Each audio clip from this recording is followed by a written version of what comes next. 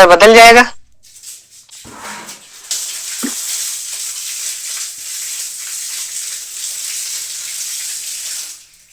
Colour बदल जाएगा। जी sir. तो एक चीज समझ में आई कि बे ऐसे कोई भी समूह जिनके अंदर मल्टीपल बॉन्डिंग प्रेजेंट है, अगर वो इंट्रोड्यूस होते हैं तो लैम्डा मैक्स बढ़ा देंगे, और साथ साथ बढ़ाने के साथ साथ वो कलर भी प्रदान करते हैं। ये एडिशनल बात। ठीक। अब एक वर्ड और आता है, क्या यहाँ पे लिखा है अभी हम बता रहे हैं, ये रहा ऑक्सोक्रोम। यस, सिंपली जैसे समझे, फिर एग्जांपल से देके बताते हैं। जैसे आपके पास बेंजीन था, अभी बताया था कलरलेस था, NO2 जोड़ा था, NO2 जोड़ने के बाद कैसा हो गया था, लैम्डा मैक्स इंक्रीज कर गया था,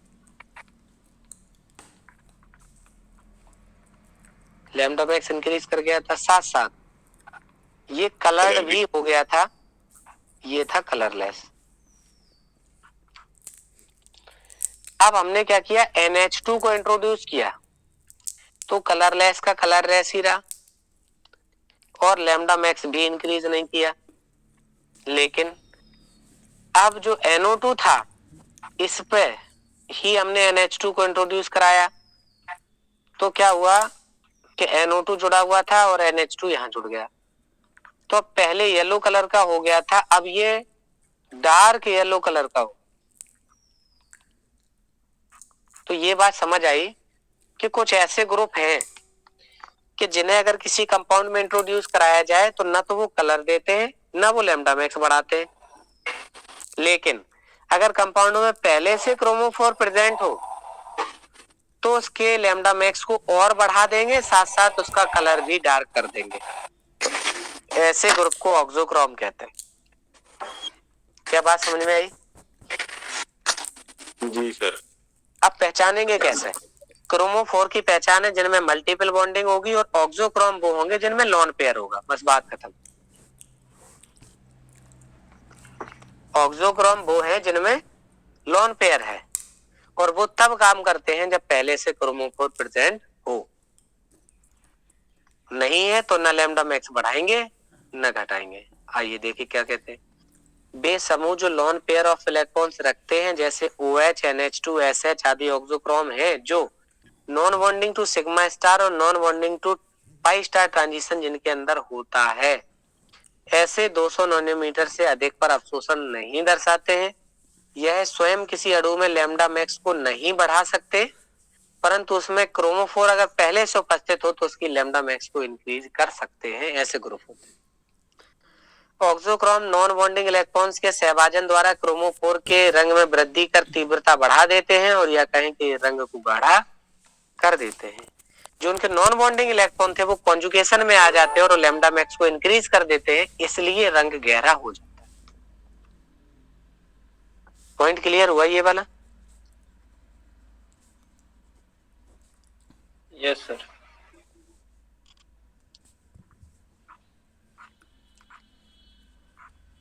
अच्छा, अब कुछ इफेक्ट देखते हैं।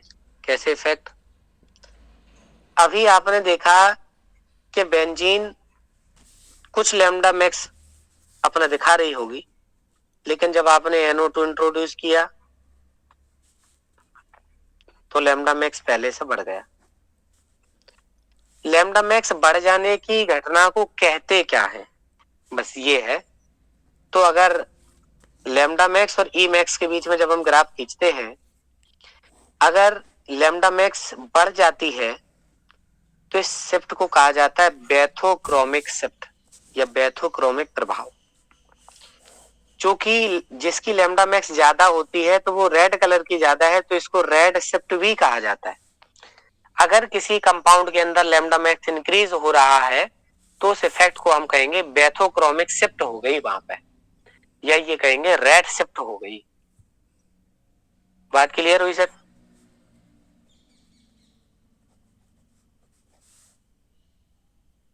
मतलब इस घटना को क्या बोलेंगे, ये वाली बात समझ में आई? बैथोक्रोमिक। हाँ, बेथोक्रोमिक या रेड शिफ्ट किसको कहते हैं? किसी भी कंपाउंड में जब कोई ऐसा ग्रुप इंट्रोड्यूस करा दें जिससे लैम्डा मैक्स इंक्रीज हो जाए, इसी प्रभाव को ही लाल विस्थापन यानी रेड शिफ्ट या बेथोक्रोमिक प्रभाव कहा जाता है। अच्छा, दूसरा आता है कि ऐसा कोई ग्रुप जोड़ दें जिससे कम हो जाए। देखिए एक एग्जांपल समझिए, जैसे अपना एक एग्जांपल ये है कि CH2 डबल बॉन्ड CH2 ये था, 175 नैनोमीटर पे एब्जॉर्ब कर रही थी। फिर आपने यहाँ पे क्लोरीन इंट्रोड्यूस कर दिया, तो क्लोरीन इसके साथ आ गया कॉन्जुगेशन में, तो कॉन्जुगेशन बढ़ने से लैम्डा मैक्स बढ़ जाती है। तो यहाँ क्या बोला जाएगा कि Cl के इंट्रोड्यूस करने से लैम्डा मैक्स इंक्रीज हुआ है, बोले इस इफेक्ट को बोला जाएगा बेथोक्रोमिक इफेक्ट, ये बेथोक्रोमिक शिफ्ट। अब सेकंड आता है ब्लू शिफ्ट या हिप्सोक्रोमिक।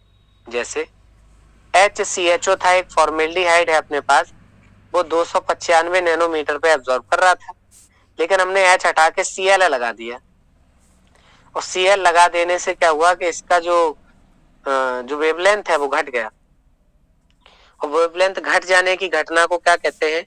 वो कम जो वेवलेंथ का कलर होता है उस तरफ शिफ्ट हो जाता है, तो हम लोग इसको ब्लू शिफ्ट या हिप्सोक्रोमिक शिफ्ट या हिप्सोक्रोमिक इफेक्ट कहते हैं। तो ऐसा कोई भी ग्रुप जो वेवलेंथ को कम कर देता हो तो उसको कहते हैं ब्लू शिफ्ट। जब लेंथ कम हो जाएगी, वेवलेंथ, तो उसमें कलर ना दिखाने का फिर? नहीं, जैसा दिख रहा होगा फीका दिखने लगेगा पहले से। अच्छा, जैसे वो रेड की तरफ को शिफ्ट हो रहा था, डार्क होता जा रहा था, ये फीका होता जाएगा,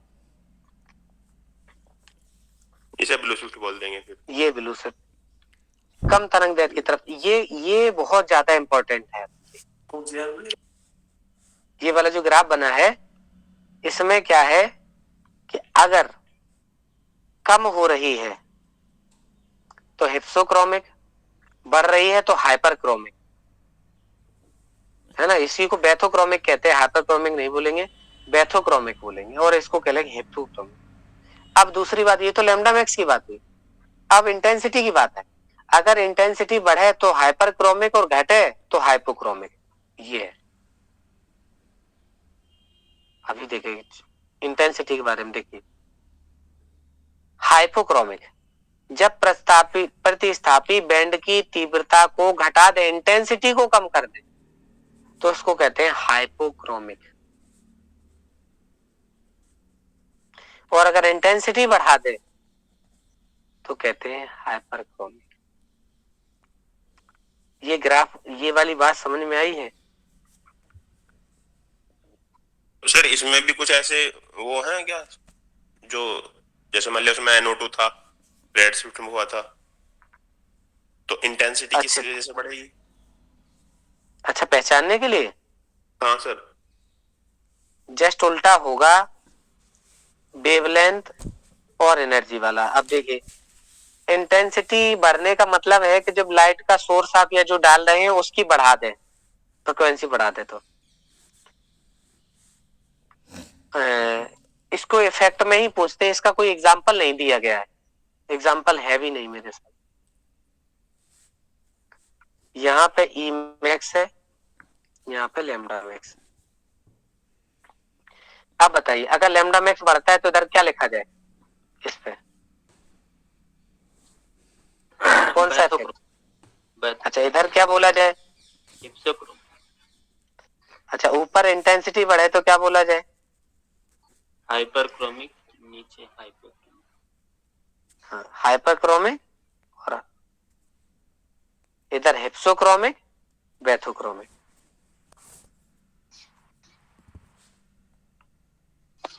अच्छा, अब जैसे आप कह रहे थे एग्जांपल, देखिए ये लिखा है हाइपरक्रोमिक में, यानी कि जो इंटेंसिटी बढ़ा रहे हैं, तो जैसे C6H5NH2 है, अपने पास एनिलीन है, वो ये देखा गया कि 203 नैनोमीटर पे एब्जॉर्ब कर रही है और लैम्डा मैक्स उसका 7500 था। आपने क्या किया, एसिडिक मीडियम की बजाय आपने क्या किया, मीडियम चेंज कर दिया, इसको नॉन पोलर सॉल्वेंट के अंदर ले आए। नॉन पोलर सॉल्वेंट के अंदर ले आएंगे तो इंटरएक्शन नहीं होगा और वहां पे इंटेंसिटी इंक्रीज कर जाएगी।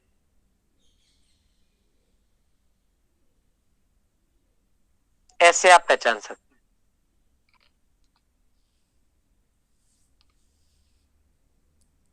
मनोज सर, बात क्लियर हुई? Yes sir. मीडियम चेंज करने से इंटेंसिटी चेंज हो सकती है और वो चीज बताएगा। जैसे उदाहरण समझिए, जैसे कहीं non bonding to pi star transition हो रहा है, non bonding to pi star, और वो नॉन पोलर मीडियम में चल रही, और हमने क्या किया कि नॉन पोलर से पोलर की तरफ ले गए। जैसे ही नॉन पोलर से पोलर की तरफ ले जाएंगे तो पोलर में ट्रांजिशन बढ़ जाएगा, यानी एनर्जी बढ़ गई। एनर्जी बढ़ जाएगी तो वेवलेंथ कम हो जाएगी, कम हो जाएगी। तो इसको हिप्सोक्रोमिक शिफ्ट कह देंगे।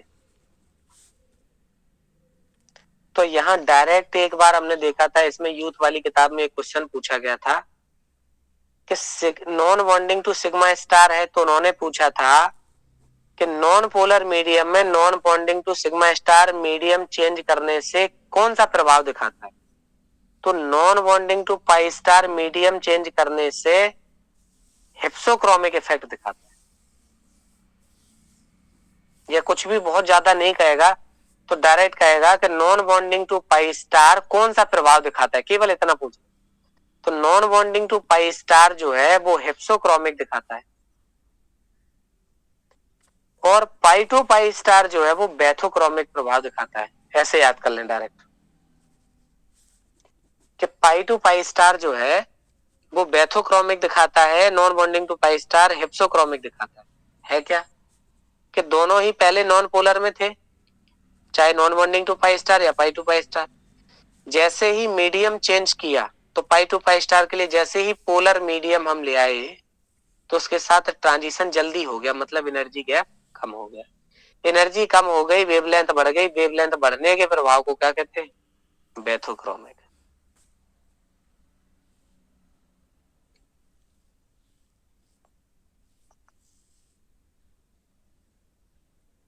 इसको कहते हैं बैथोक्रोमिक।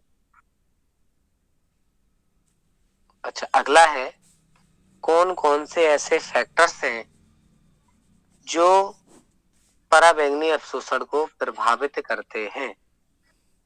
डायरेक्ट याद कर लीजिए, कॉन्जुगेशन से अगर आप कहें तो हम दोनों चीजें इंटर रिलेट कराते हुए चल रहे, क्या हम लोग यूवी पढ़ रहे, तो कॉन्जुगेशन से आईआर के अंदर फ्रीक्वेंसी कम हो जाती है, और कॉन्जुगेशन से यूवी के अंदर लैम्डा मैक्स बढ़ जाती है।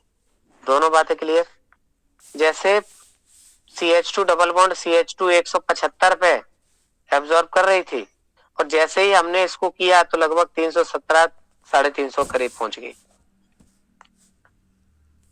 पहले केवल एक डबल था, फिर डबल सिंगल डबल, तो कॉन्जुगेशन करने से क्या लिखा है? क्रोमोफोर में उपस्थित कॉन्जुगेशन अवशोषण बैंड को उच्च तरंग दैर्ध्य की ओर विस्थापित कर देता है, बैथोक्रोमिक हो जाएगा। यस। तो आपको यही प्रभाव देखना है। वो कह सकता है कि बताइए यूवी को प्रभावित करने वाले ऐसे कौन से कारक हैं जो लैम्डा मैक्स को बढ़ा देते हैं, तो कॉन्जुगेशन बढ़ने से लैम्डा मैक्स बढ़ता है। आईआर में कॉन्जुगेशन बढ़ने से वहां पे जो चीज पढ़ रहे हैं, फ्रिक्वेंसी पढ़ते हैं, वो घट जाती है, यहां बढ़ जाती है, वो घट जाती है। नेक्स्ट देखते हैं कीटोन। जैसे ये लिखा कीटोन, तो कीटोन में दो बातें बताई थी, pi to pi star, non bonding to pi star. यहां देखिए ये कॉन्जुगेशन हो जाएगा ऐसे, ये वाला कॉन्जुगेशन ऐसे हो जाएगा, तो pi to pi star, non bonding to pi star, दो ट्रांजिशन है।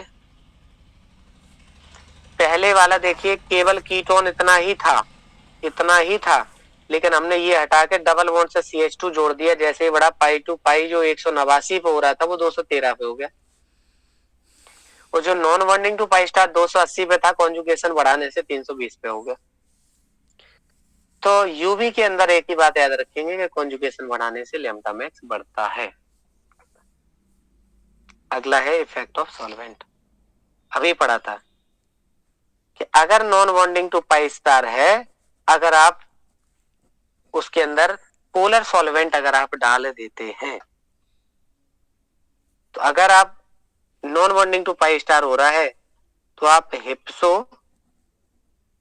क्रोमिक इफेक्ट पढ़ लेंगे, और अगर पाई टू पाई स्टार है, अगर आप उसका मीडियम चेंज कर रहे हैं तो बेथोक्रोमिक पढ़ लेंगे। दूसरी बात बहुत इंपॉर्टेंट, सामान्यतः 95% एथिल अल्कोहल का विलायक के रूप में प्रयोग किया जाता है। चूंकि हम एब्जॉर्प्शन स्पेक्ट्रोस्कोपी पढ़ रहे हैं, तो एक ऐसे सॉल्वेंट का हम यूज करेंगे जो खुद में एब्जॉर्ब ना करता हो। पता चले कि हम जिस कंपाउंड के बारे में पता करना चाह रहे हैं कि वो कितने लैम्डा मैक्स पे एब्जॉर्ब करेगा, पता चले कि हमने जिस सैंपल में लिया है वो सैंपल खुद एब्जॉर्ब कर रहा है, पता ही नहीं चलेगा कि जो ओरिजिनल मॉलिक्यूल था उसने कितना किया। अब इसमें एक लास्ट टॉपिक आता है, सभी जानते हैं, वुडवर्ड और फाइजर का रूल, नाम आपने सुना होगा, और इस पे एक क्वेश्चन जरूर आएगा। लेकिन इसमें भी क्या है, थोड़ा सा याद करने लायक होता है।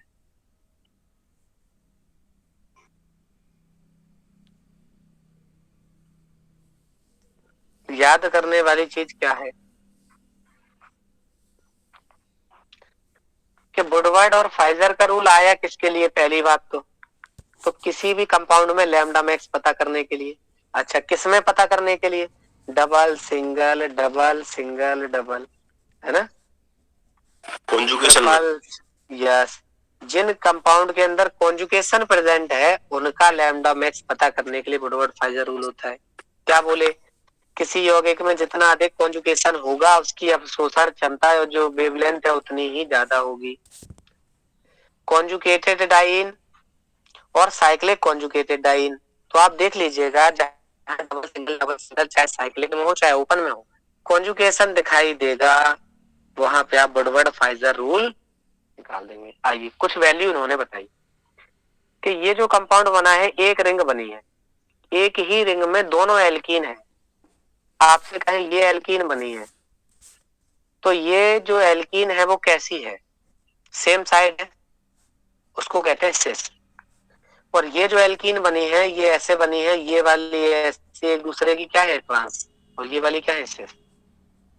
तो कह रहे हैं जब सिसॉइड फॉर्म बना होता है, यानी एक ही रिंग में अगर दो एल्कीन प्रेजेंट है तो उसको होमो एनुलर बोलते हैं, और होमो एनुलर जो एल्कीन होते हैं उनके लिए 253 नैनोमीटर लैम्डा मैक्स होता है।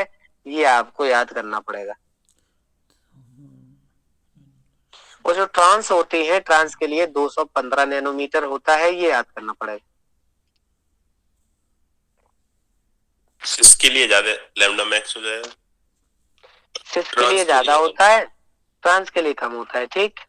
अच्छा, दूसरा, ये ओपन चेन है अगर तो इसके लिए 217 नैनोमीटर लगाते हैं। तो दो आप याद कर लीजिए, उससे काम हो जाएगा। सिस के लिए 253 और ट्रांस के लिए 215 नैनोमीटर। दूसरी बात, कुछ छोटे छोटे नियम है कि रिंग के बाहर अगर डबल बॉन्ड खुल रहा है तो उसको एक्सोसाइक्लिक डबल बॉन्ड कहते हैं। जैसे दो रिंग जुड़ी हुई हैं ऐसे, और यहाँ पे डबल बना हुआ है, तो सर इस रिंग के लिए देखो जब बाहर होगी तो ये खुलता हुआ नजर आ रहा है, यानी इस रिंग के लिए एक्सो हो जाएगा। अगर यहाँ पे एक डबल बना है तो इस वाली रिंग के लिए ये एक्सो हो जाएगा। जैसे कि यहाँ इस ए वाली रिंग के लिए ये डबल जो है ये एक्सो हो रहा है, लेकिन इसके लिए ये एक्सो नहीं है क्योंकि ये अलग है। एक्सो समझ में आ गया। इसमें बताइए एक्सो है कि नहीं है, और है तो कितने हैं? एक है सर, एक। तो आई नहीं लिखेंगे हम, क्योंकि वायलेट इंडिगो एक जैसा। अच्छा, अब ठीक है। हाँ, अब जानना है कि ये जो है इधर से इधर वेवलेंथ बढ़ रही है। अगर वेवलेंथ बढ़ेगी तो यहाँ वायलेट ग्रीन ये सब होने के साथ कलर कैसा होता चला जा रहा है, डार्क, क्योंकि वायलेट, फिर ब्लू, फिर ग्रीन, फिर येलो, फिर ऑरेंज, फिर रेड डार्क होता चला जा रहा है।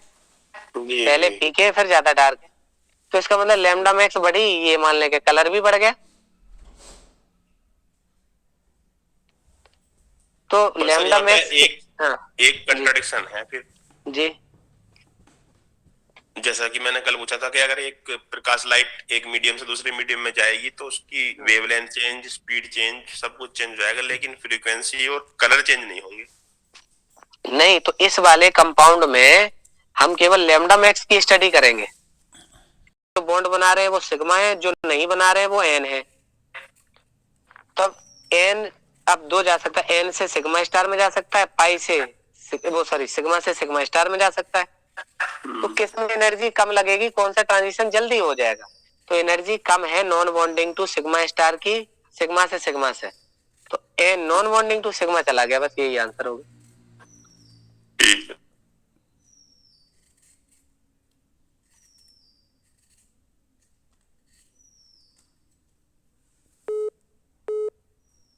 तो नियम अभी हम लोग क्या कर रहे थे कि अपन ने एक सैंपल रखा, यूवी रेज डाली, तो जिसमें रखा है उसको क्यूबॉइड में रखा है, क्वार्ट्ज का बना हुआ है।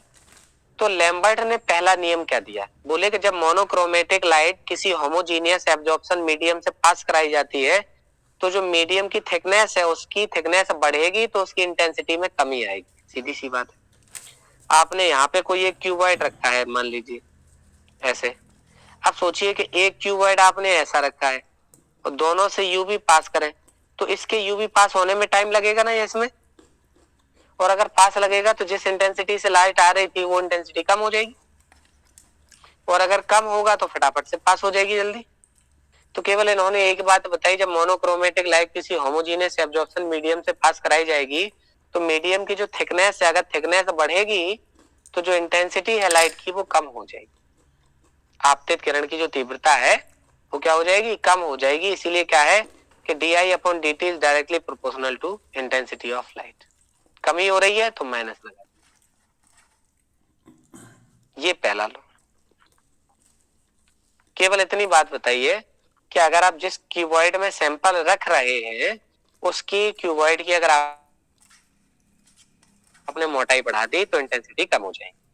बियर क्या कहते, इनने एक बात और बढ़ा दी, जब किसी समांगी अफसोसी माध्यम से विलयन में से एक वर्णी प्रकाश गुजारते हैं तो गुजरने वाली प्रकाश की तीव्रता जो है विलयन की सांद्रता के भी समानुपाती होती है।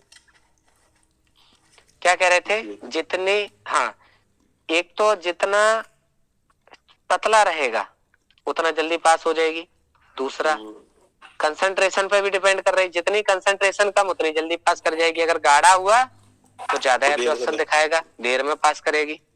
तो दोनों हो गए। अब क्या हुआ, दोनों को मिला दो, दोनों नियम को, पहला लैम्बर्ट का और दूसरा बियर का, दोनों को मिला के लैम्बर्ट बियर लॉ हो गया। तो लैम्बर्ट बियर लॉ का फॉर्मूला क्या है, capital A equal to epsilon into L into C. C concentration हो गई, ये क्यूबॉइड की लेंथ हो गई, और ये अवशोषणांक है, अवशोषण गुणांक इसको कहते हैं, अवशोषण गुणांक, ये एब्जॉर्प्टिविटी है। ये क्या करेंगे, डायरेक्टली प्रोपोर्शनल होगी किसके, एल और सी के, यहाँ पे हटाएंगे तो एप्सिलॉन इनटू एल इनटू सी लगाएंगे। मोलर एब्जॉर्प्टिविटी क्या हो गई, ये। अब जो ए है वो कैसे निकाला गया, अभी हम लोगों ने क्या देखा था, जो आप लाइट डाल रहे हैं उसकी इंटेंसिटी है आई नॉट, और जो पास होकर निकली है वो आई है, इसी का रेशियो है ना, लॉग आई नॉट अपॉन आई, ये लीजिए, इसको एब्जॉर्प्शन मान ली ए। तो ये फॉर्मूला डायरेक्ट पूछा गया कि log I not upon I equal to epsilon into L into C. Absorptivity अवशोषणांक कहते हैं, आई नॉट आपतित प्रकाश की तीव्रता, आई यौगिक में जो ट्रांसमिट हो गई है बाद में उसकी तीव्रता, यहाँ कार्बन की सांद्रता हो गई जो कार्बनिक यौगिक की, और एल सेल की लेंथ हो गई क्यूबॉइड की जिसमें आपने यूज किया है। दोनों बातें समझ में आ गई। सबसे पहले लैम्बर्ट ने बताया है कि जो आपतित प्रकाश की तीव्रता है वो मोटाई पे डिपेंड कर रही है जिस क्यूबॉइड में रख रहे। बियर ने बताया कंसंट्रेशन पे डिपेंड कर रही। दोनों को मिला दिया तो लैम्बर्ट बियर लॉ बन गया। अब आती है एक नोट पॉइंट और है कि कार्बनिक यौगिकों के अध्ययन में लैम्डा मैक्स और ई मैक्स का उपयोग किया जाता है अक्सर। तो इसका मतलब जो लैम्डा मैक्स है वह वेवलेंथ जिस पर अणु की ई मैक्स यानी अवशोषण बहुत ज्यादा होता है, जितना मैक्सिमम होता है उसी को ही लैम्डा मैक्स कहा जाता है।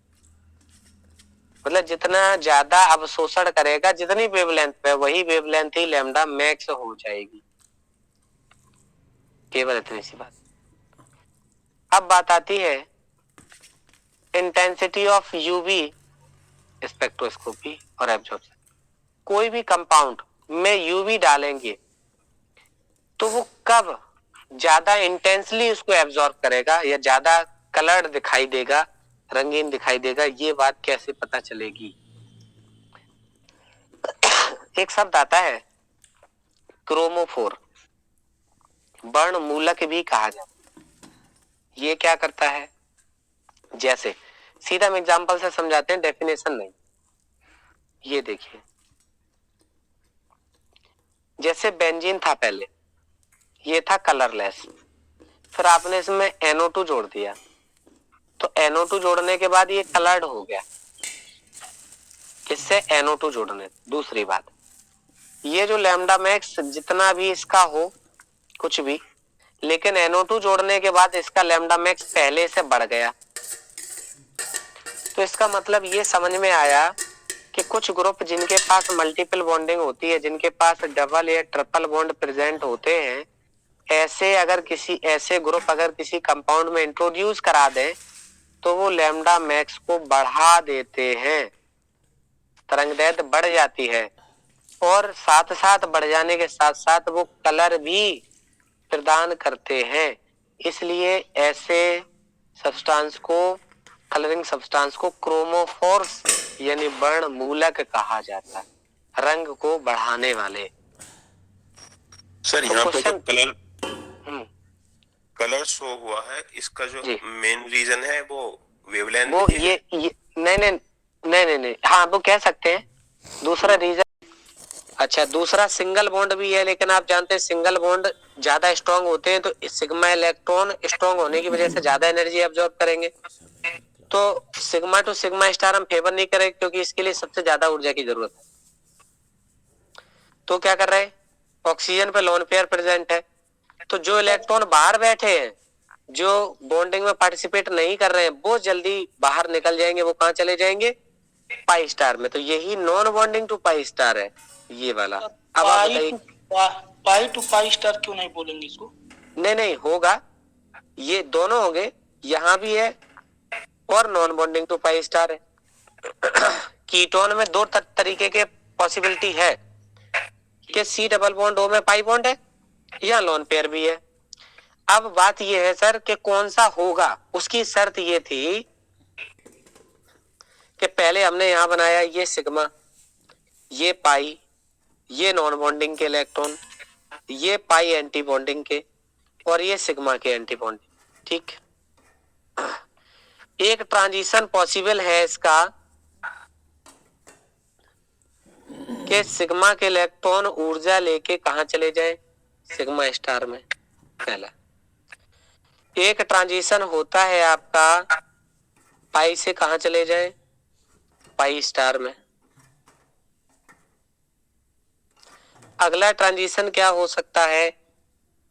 Non bonding to pi star.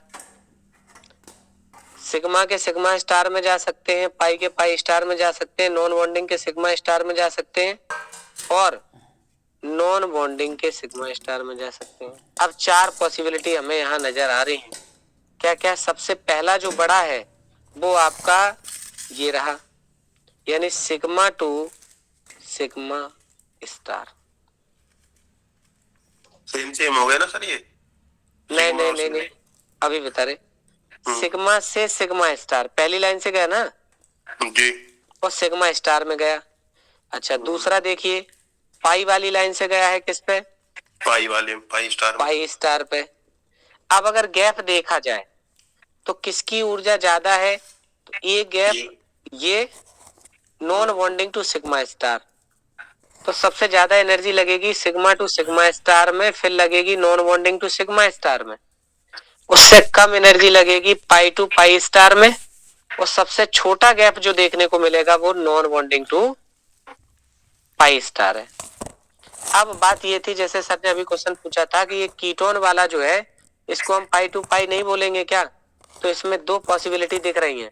एक तो C double bond O ketone, अब जिसकी एनर्जी कम है वही ट्रांजिशन जल्दी हो जाएगा, तो सबसे favourable non bonding to pi star है। बात ये थी।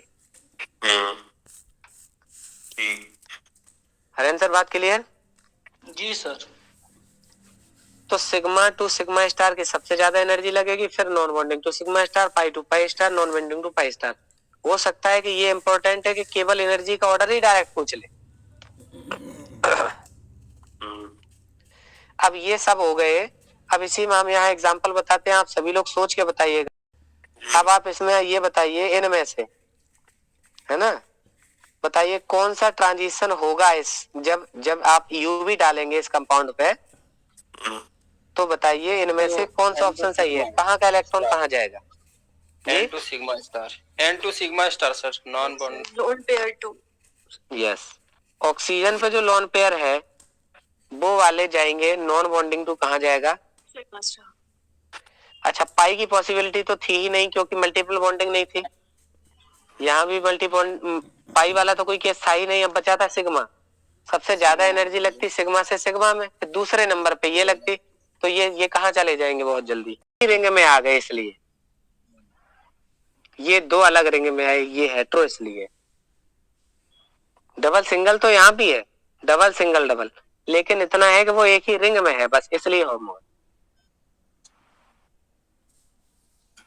The base value for the homo annular diene is more than hetero. जानते हैं कि होमो की ज्यादा होती है, हेट्रो की कम होती है, इसीलिए पहले वाले की ज्यादा है, दूसरे वाले की कम है। दोनों ऑप्शन सही है, करेक्ट एक्सप्लेन भी कर रहा है। क्लियर हुई बात? यस, होमो की ज्यादा होती है, हेट्रो की कम होती है, इसीलिए ऊपर वाला एसर्शन का रीजन यही है कि ऊपर वाला सही है, नीचे वाले का कम है, ये बात सही है, यानी एक्सप्लेन कर रहा है properly.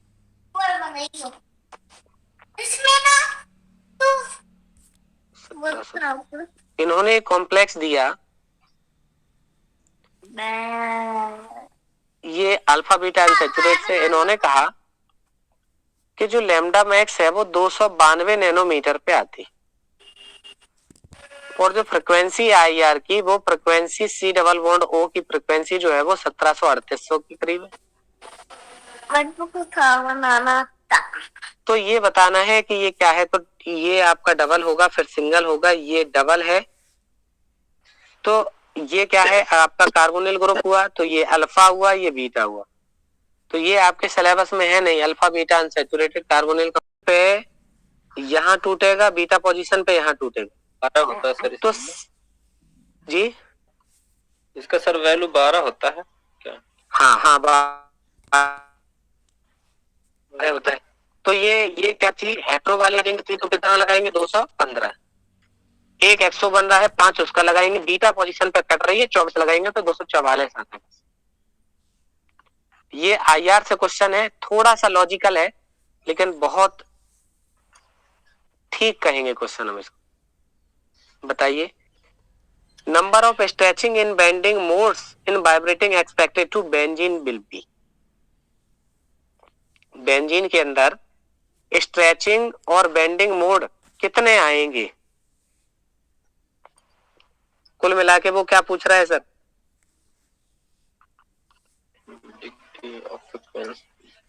Degree of freedom. Degree of freedom होता है सर, डिग्री ऑफ फ्रीडम होता है 3n -6 या होता है 5। है तो 3n -6, अगर लीनियर है तो 3n -5। बेंजीन की बात कर रहे हैं, बेंजीन का फॉर्मूला क्या होता है? C6H6। C6H6 क्या ये लीनियर है क्या? नॉन लीनियर हुआ, लीनियर नहीं है ये। only in C6H6 में टोटल हो गए 12 एटम। 3 गुणे 12 माइनस 6, 12 तिया 36 माइनस 6 बराबर कितना बचा? 30। टोटल मोड आएंगे 30, 29 और 11 30। पहले ही आंसर हो गया। 21 और 8 29, 20 और 9 29 और 18 और 13 31। आंसर कितना आएगा? 30। मैडम के लिए लीनियर होगा, लीनियर होगा। अच्छा जैसे लीनियर होगा। जैसे एसिटिलीन पूछ ले, एसिटिलीन में बताइए तो एसिटिलीन sp हाइब्रिडाइज लीनियर है। 1 2 3 4 एटम हो गए तो 3 इंटू 4 माइनस 5 4 तिया 12 माइनस 5 7 बचेंगे। ऐसे जी सर। n माने परमाणुओं की संख्या।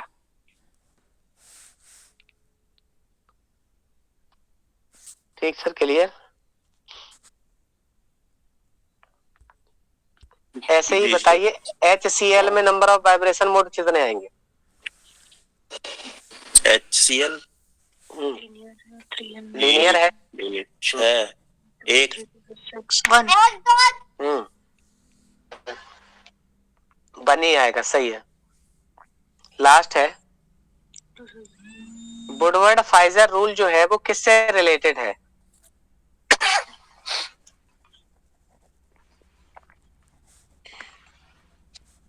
yes sir yes yes yes yes, conjugation दिख रहा है, बस बस इतना ही बहुत है। कॉन्जुगेटेड डाइन एलिफेटिक अनसैचुरेटेड में नहीं है। ठीक है, कॉन्जुगेशन होना चाहिए, भले ही ऐसा नहीं है कि केवल एक डबल है काम बन जाएगा, नहीं। ओनली कॉन्जुगेटेड एरोमेटिक नहीं, फिर उसमें एलिफेटिक भी आ जाते हैं। ओनली कॉन्जुगेटेड एलिफेटिक नहीं, क्योंकि उसमें एरोमेटिक भी आ जाते हैं। तो ओनली वर्ड दोनों जगह नेगेटिव आंसर हो सकते थे, ओनली नहीं लगे होते तो।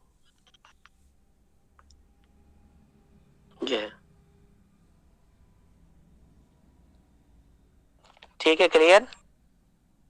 yes sir तो यू भी आपका क्लियर हो गया। अब आप देख लीजिए यूट्यूब पे किसी ने क्वेश्चन दो डबल के मान लिए होमो के, ठीक। अब जो एक तीसरा डबल बॉन्ड आ रहा है एक्स्ट्रा, उसके 30 है अकेले। एक और डबल आ जाता तो उसके भी 30 होते, मतलब एक्सटेंडेड कॉन्जुगेशन के। एक्सटेंडेड कॉन्जुगेशन के सर एक बार और रिपीट कर दीजिएगा। सबसे पहले तो एक आपने होमो देखी तो 253 नंबर 1, वहां नहीं लिख रहे हम 253, यहाँ लिख रहे 253। दूसरी बात, इस वाली रिंग के लिए अगर ये ए रिंग है, ये बी रिंग है, इस वाली रिंग के लिए ये जो डबल है वो एक एक्सो बन रहा है, 5 एक्सो के ले ले। डबल सिंगल डबल ये होमो गिन ली, तो इसके बाद सिंगल के बाद डबल हुआ तो ये कॉन्जुगेशन को बढ़ा रहा है ये डबल बॉन्ड, तो एक्सटेंडेड कॉन्जुगेशन है तो 30 इसके लगे थे बस। इसके बाद एल्कीन यहाँ खत्म है, एल्कीन यहाँ खत्म है, एल्कीन यहाँ खत्म है। 1 2 3 ये रिंग रेजिड्यू है, जहां जहां रिंग कट रही है 15 इसके, बस हो गया, इतना जोड़ा।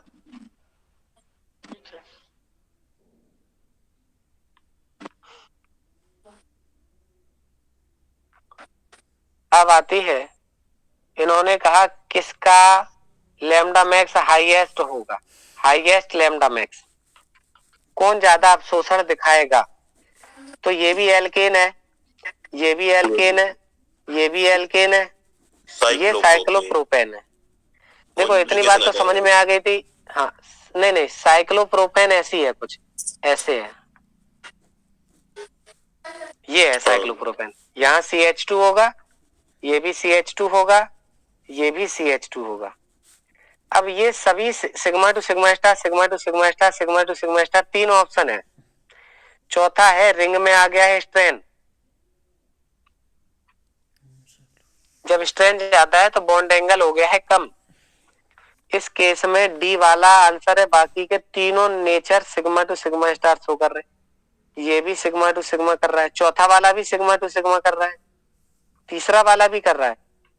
जब सबके सिग्मा टू सिग्मा स्टार हैं तो लास्ट केस ये देखा कि जब सिग्मा सिग्मा सबकी सेम है तो फिर इसकी एनर्जी किसकी ज्यादा है, मतलब एनर्जी किसकी कम, एनर्जी कम सॉरी एनर्जी कम, वेवलेंथ ज्यादा।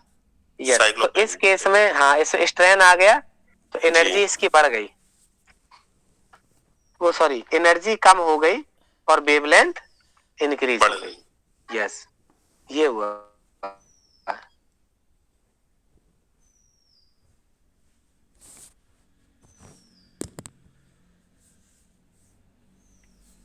अच्छा सेंसर है पेंटेन, प्रोपेन, ब्यूटेन, यही फिर हो गया।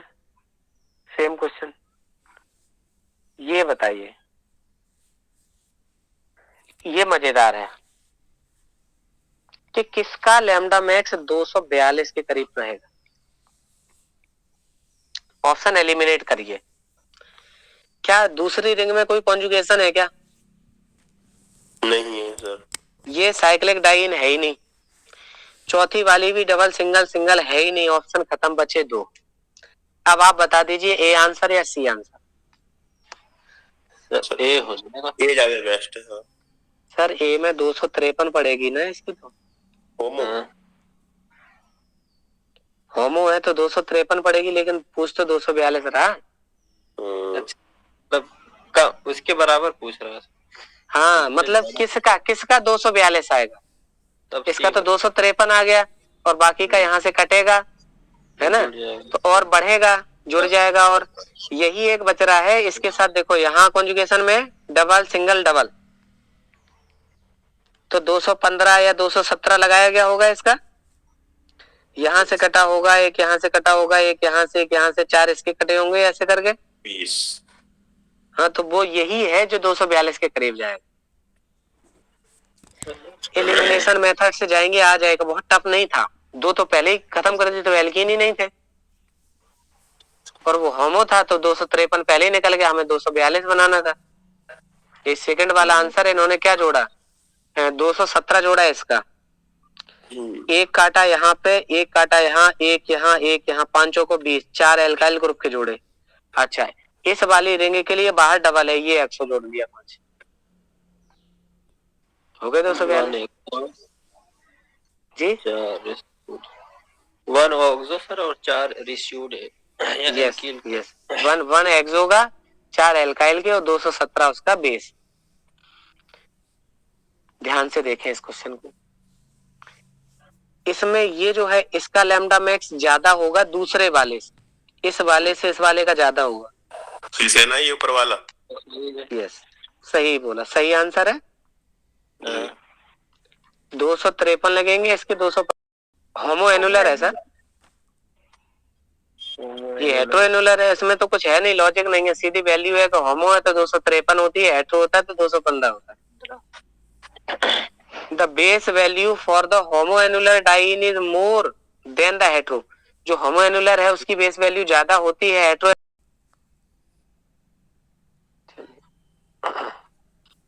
अरे पहले आईआर का खुल गया, चलिए कोई बात नहीं, समझिए। इन्होंने कहा IR spectra of carboxylate ion, carboxylate ion CH3 single bond C double bond O, single bond से O पे negative. Then the parent acid, parent acid बनेगा CH3 single bond C double bond से O, सिंगल से O, O पे H।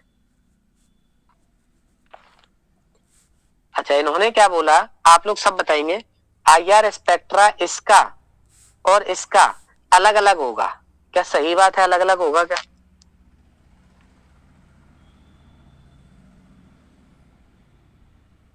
सोचिए sir, बताएं। एक second एक सेकंड, आपने सही सोचा है। यहाँ कीटो ग्रुप है, यहाँ कीटो ग्रुप है, मिथाइल ग्रुप सेम था, मिथाइल ग्रुप सेम था। अब ये यहाँ पे है और ये यहाँ पे है, क्या ये दोनों एक ही चीज है क्या? अब बदल जाएगा, बदल जाएगा कि नहीं? क्योंकि यहाँ एल्कोहल है, यहाँ एल्कोहल नहीं है, और एल्कोहल देता है 3400 से लेकर 3600 सेंटीमीटर इनवर्स में। यानी यहाँ एक वेवलेंथ आईआर की दूसरी दिखाई देगी, यहाँ पे नहीं आएगी। हम मानते हैं कीटोन की सेम आएगी, हम मानते हैं कि कार्बन से हाइड्रोजन का नंबर सेम आएगा, लेकिन क्या जो एल्कोहल देगा, क्या ये ऑक्सिलेट आयन देगा? क्या ऑक्साइड आयन? नहीं देगा। अब बदल जाएगी। मतलब आपकी अप्रोच सही थी, लेकिन थोड़ा और सोचना था, एक स्टेप और आगे। तो पहली बात इनकी सही है, इन्होंने कहा कि IR spectra of carboxylate ion in the parent acid different considerably for the carbonyl compound. Yes, इन दोनों की अलग है क्योंकि ये कीटोन ग्रुप है केवल और ये कार्बोक्सिलिक ग्रुप है। सेकंड पॉइंट, यानी पहली बात सही है, वो कह रहा है कि डिफर है। The carbonyl group is symmetrical is due to resonance and hence does not IR radiation। Carbonyl जो ग्रुप है वो रेजोनेंस दिखाता है, इसलिए IR स्पेक्ट्रोस में मतलब एब्जॉर्ब भी नहीं करता। अभी तो हम लोग कह रहे हैं कि कीटोन में तो एब्जॉर्ब करता है, लगभग कितनी होती है 1700 के करीब। यस, तो पहला सही है, दूसरा गलत हो गया। अब बताइए, ध्यान से सोचिए, ये क्वेश्चन गलत नहीं होना चाहिए।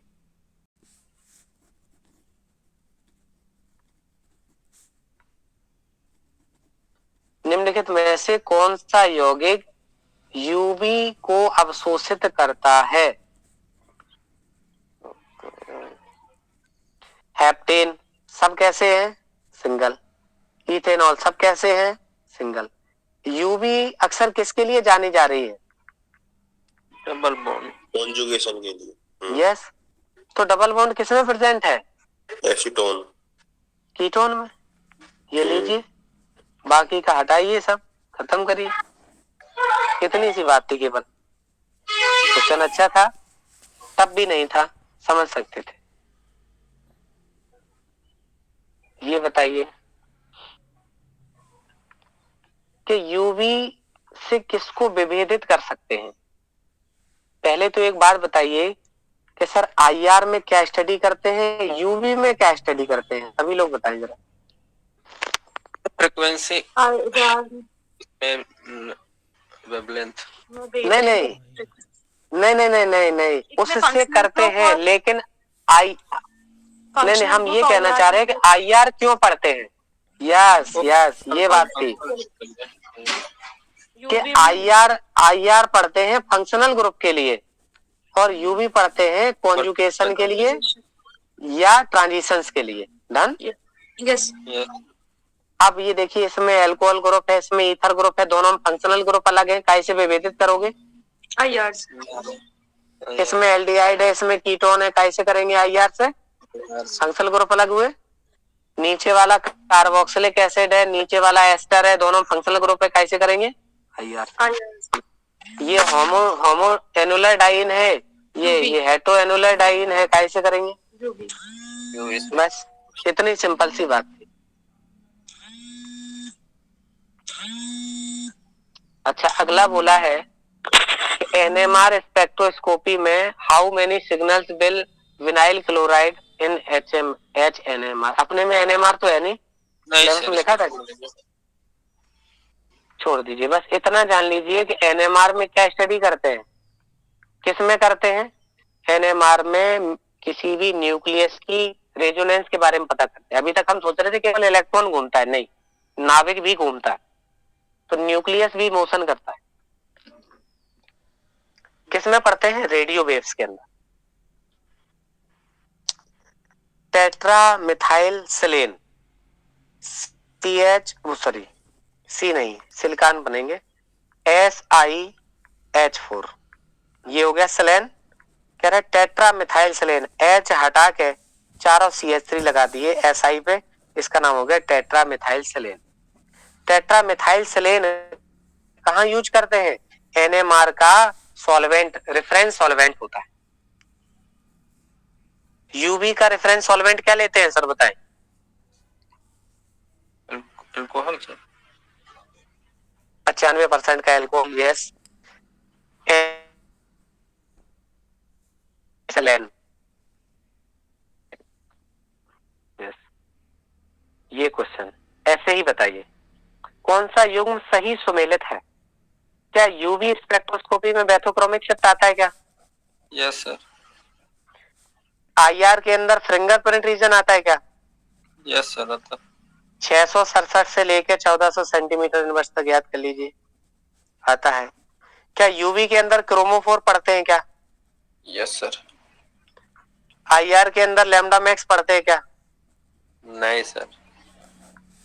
तो क्या पढ़ते हैं IR के अंदर? वी मैक्स फ्रीक्वेंसी पढ़ते हैं, फ्रीक्वेंसी पढ़ते हैं। 1 2 3 तीनों सही हो गए।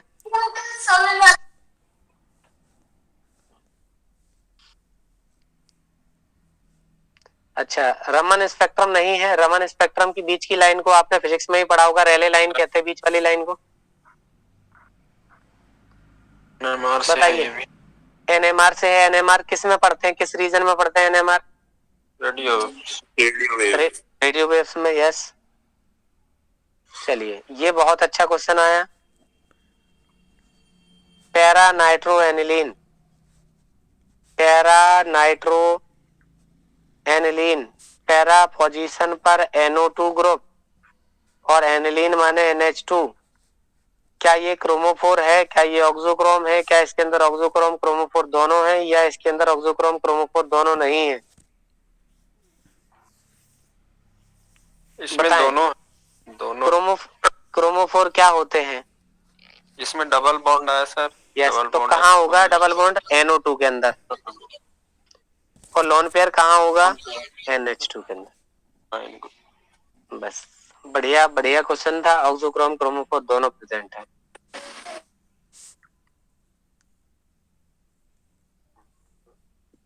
ये तो उसी का आंसर दे रखा है। हाँ जी, ये भी याद करना पड़ेगा।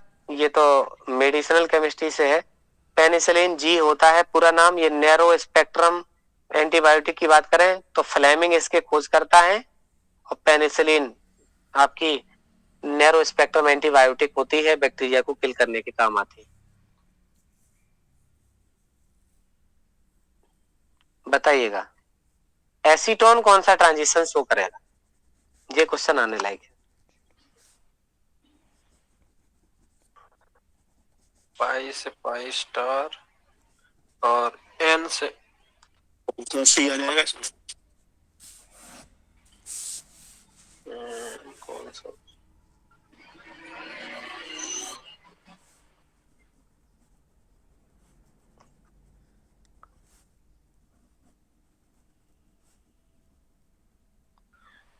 पहले पहले सोच के देखिए। एसीटोन होता है CH3 single bond C double bond O single bond CH3। इस पे लोन पेयर है। सबसे पहले हम वो ट्रांजिशन फेवर करेंगे जो लोएस्ट एनर्जी में हो जाएगा। ठीक है। तो लोएस्ट एनर्जी में अगर नॉन बॉन्डिंग इलेक्ट्रॉन है और पाई प्रेजेंट है तो non bonding to pi star की पॉसिबिलिटी है, non bonding to pi star की पॉसिबिलिटी है। केवल सिंगल नहीं है, सिग्मा नहीं होगा। पहला तो ऑप्शन कैंसिल। अब बचे 1 2 3 4। पाई टू पाई स्टार है, नॉन बॉन्डिंग भी प्रेजेंट है, इसमें नॉन बॉन्डिंग का ऑप्शन ही नहीं दिया, तो दूसरा कैंसिल। अब चूंकि यहाँ पे पाई है तो पाई से पाई में जा सकता है, तो दूसरे में पाई से पाई नहीं है, यानी पाई से पाई जाएगा, नॉन बॉन्डिंग टू पाई जाएगा, और सिग्मा सिंगल बॉन्ड तो है ये, तो फिर हम इसको भी कंसीडर करेंगे। यस। दूसरे वाले ऑप्शन में non bonding to pi star तो दिया है, लेकिन पाई टू पाई नहीं दिया, इसलिए तीसरा खत्म हो गया। पाई टू पाई कैसे होएगा जी? ये ना डबल बॉन्ड है।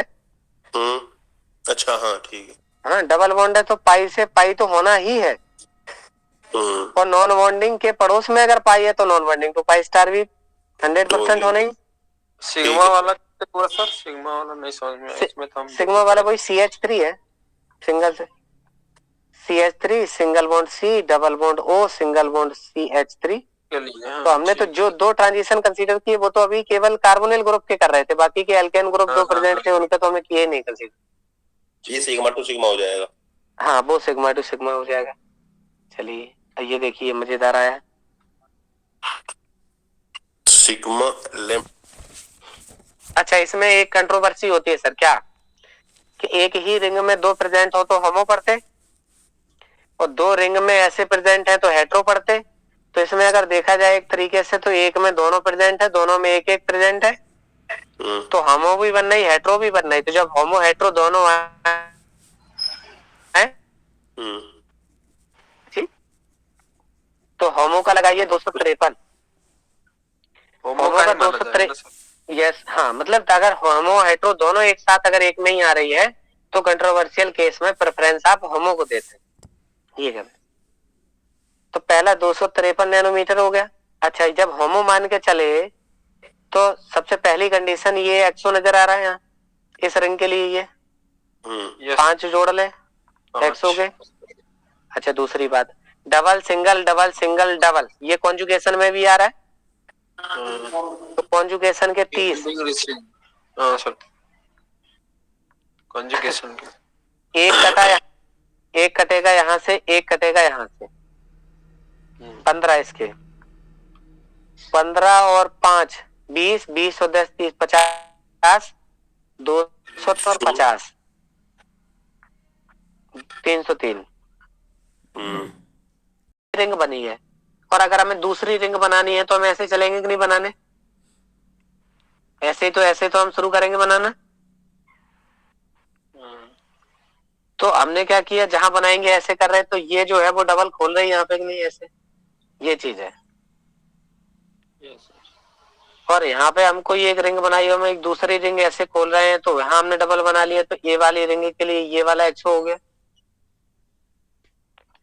अब लैम्डा मैक्स पता कैसे करते हैं, आइए याद कर लें। कुछ वैल्यू क्या कह रहे हैं कि ब्यूटाडाइन अगर खुला सिस्टम है तो 217 लगाते हैं, होमो एनुलर है तो 253, हेटरो एनुलर है तो 215, और अगर एल्किल सब्स्टिट्यूट है तो जोड़ते हैं, रिंग रेजिड्यू का 5 जोड़ते हैं, एक्सोसाइक्लिक का 5 जोड़ते हैं, डबल बॉन्ड कॉन्जुगेशन का 30 जोड़ते हैं। अब कुछ एग्जांपल समझते हैं, हम वहां नहीं लिखा, हम अपने मन से इधर बना रहे हैं कोई एग्जांपल। जैसे मान लीजिए यही आपके पास दी गई है ना, ऐसे ये है, पूछा गया है बताइए इस एल्कीन के लिए लैम्डा मैक्स बताइए। तो सबसे पहले बेस वैल्यू आप बताइए क्या लगाएंगे।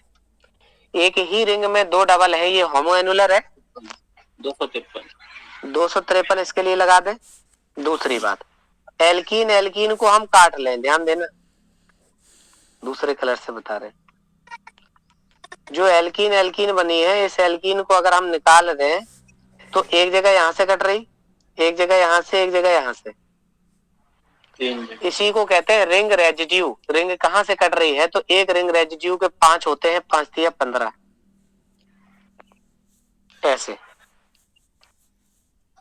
क्लियर हो गई बात, बस इतना ही जोड़ेंगे। अब ये होता कि अगर हम इसको रिंग रेजिड्यू में ना जोड़ते तो ये वाला हम एल्कीन में जोड़ लेते, क्योंकि एक बार हम काउंट कर चुके हैं रिंग रेजिड्यू में।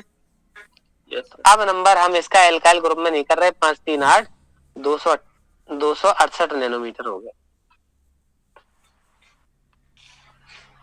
एक और एग्जांपल समझे, जैसे मान लीजिए यही है, तो इसके लिए तो दो अलग अलग हैं, तो क्या लगाएंगे, 215 नैनोमीटर। यहां से कटेगी, यहां से कटेगी, यहां से कटेगी। अब अपनी एल्कीन निकल आएगी, नहीं निकल आई, यहां से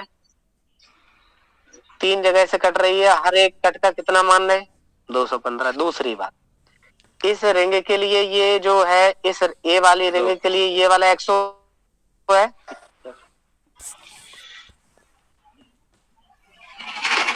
होगा। इस वाले के लिए क्या ये एक्सो है क्या, नहीं है। नहीं, क्या बी वाली रिंग के लिए क्या ये डबल एक्सो है क्या, नहीं है ना। तो बस इतना ही जोड़ लेंगे, ये हो गया 235।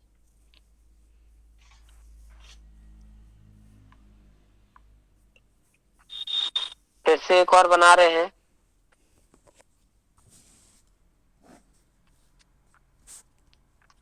इसमें बताइए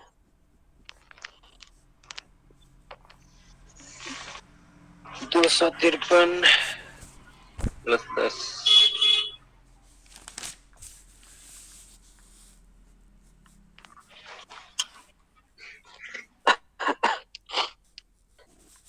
क्या करेंगे, यहां से ऐसे एल्कीन निकाल लें, यहां से यस, तो 253 लग गया इसका। एक बार यहां से कटे, एक बार यहां से कटे, 10 इसके जोड़ लें, क्योंकि ये इसके बीच में नहीं आ रहा है तो इसका कोई मतलब नहीं है उस चीज का। नीचे वाले का बताइए, इस वाले का कितना लगाएंगे। यहाँ क्या देखेंगे, इतना एल्कीन आप देखिए कॉन्जुगेशन में दिख रही, डबल, सिंगल है, डबल, तो ये दोनों सब्स्टिट्यूट हो गए। तो ओपन चेन का कितना लगाते हैं? 217, 17। 5 इसके, 5 इसके, 10, बस 10, इतना हो गया, इतना होता है। अब कुछ क्वेश्चन देख लें यूथ की किताब के। Yes sir. क्योंकि ये भी जरूरी है कि एग्जाम में कैसे पूछा गया है, वो तो ज्यादा इम्पोर्टेंट है।